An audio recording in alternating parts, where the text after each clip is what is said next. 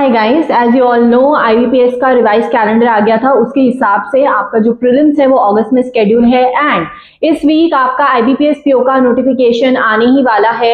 मतलब 99% श्योर इस वीक आ जाएगा, बिकॉज उसके आगे उनके पास टाइम ही नहीं है, क्योंकि एडमिट कार्ड रिलीज करने होते हैं, बहुत सारे प्रोसेस होते हैं आगे के। एक चीज मैं आपको बता दूं, नोटिफिकेशन आएगा तो आपको जो फॉर्म फिलिंग करनी है एकदम इंस्टेंट नहीं कर लेनी है, ठीक है। 2-4 दिन रुक के सारी रिसर्च करके जो यूट्यूब में फॉर्म फिलिंग के लिए वीडियोस होते हैं वो देखकर आपको फॉर्म फिल करना है।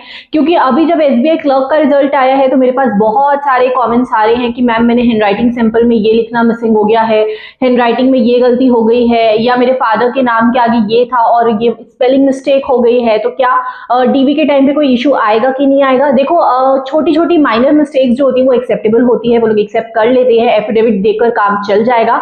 लेकिन आप अपने एंड से गलती कर ही क्यों रहे हो? मोर और लेस पब्लिक सेक्टर की जॉब है, तो आप गवर्नमेंट जॉब में जा रहे हो और आप गलती लेकर आप क्यों रिस्क ले रहे हो? आप फॉर्म फिल कर रहे हो खुद से तो पूरा अटेंटिव होकर 2 बार क्रॉस चेक करके आप आगे फॉर्म फिल का प्रोसेस आगे बढ़ाओ।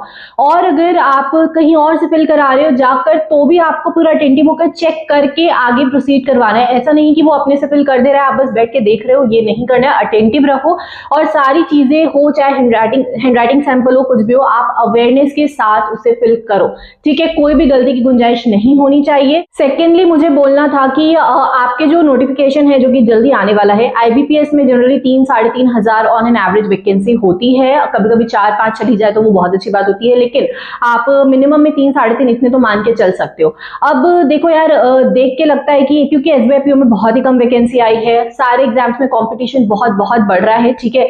अगर आपको सिलेक्शन लेना है इस बार में 1 गो में जाके ले लो, क्योंकि आपको नहीं पता, चीजें आगे के लिए बहुत अनप्रेडिक्टेबल होती है और competition day by day, year by year बढ़ता जा रहा है, कम तो बिल्कुल नहीं हो रहा है। लोग अवेयर हो रहे हैं, सबको जॉब चाहिए, सबको अच्छी लाइफ चाहिए और सब मेहनत करने को तैयार है। आप मेहनत नहीं कर रहे हो, आप पीछे छूट रहे हो, तो आपको अच्छे से लग जाओ। अभी भी आप लगोगे ना, आपके पास जुलाई है, अगस्त में प्रीलिम्स होगा, तो मेंस के लिए तो आपके पास अभी भी 3 महीना है ही मोर और लेस। तो अगर आप अच्छे से प्रिपेयर करोगे तो आप जाके मेंस क्रैक कर सकते हो, इंटरव्यू दे सकते हो। व्हाट आई वांट टू से इज कि आप प्लीज अपनी पढ़ाई को लाइटली मत लीजिए, ठीक है, अच्छे से। और आपको करंट अफेयर्स स्टार्ट कर देना है, मैंने लास्ट वीडियो डाली है अपनी करंट अफेयर्स के ऊपर, आपको क्या कैसे करना है आप वो गो थ्रू कर लो, आपको समझ आ जाएगा कौन कौन से इंपॉर्टेंट टॉपिक्स आपको कवर करने हैं। स्मार्ट की तरह से कवर करो ताकि स्पीड में कवर हो जाए और स्मार्ट पॉइंट्स पढ़ के आपके माइंड में मतलब वो चीजें याद रहे जो आपके एग्जामिनेशन पॉइंट ऑफ व्यू से जरूरी है। क्योंकि एक न्यूज में बहुत लंबी चीजें होती हैं, लेकिन उसमें से एग्जाम के लिए तो बहुत कुछ पॉइंट्स इंपॉर्टेंट होते हैं, तो वो आपको उसमें मिल जाएगा, तो वो उसके लिए काफी हेल्पफुल है। तो आप स्मार्ट की तरह फॉलो करो। इसके अलावा मैं बता दूं, जिसका प्रीलिम्स में मार्क्स नहीं बढ़ा, जिसको अभी प्रीलिम्स के लिए ही डर लग रहा है, मेंस तो दूर की बात, लग रहा है प्री ही निकलेगा या नहीं, तो मैं आपको बता रही हूँ, आप प्रीलिम्स के मॉक तो दे रहे होगे, डेली दो, ठीक है। 1 या 2 मॉक तो आपको देने ही अब, लेकिन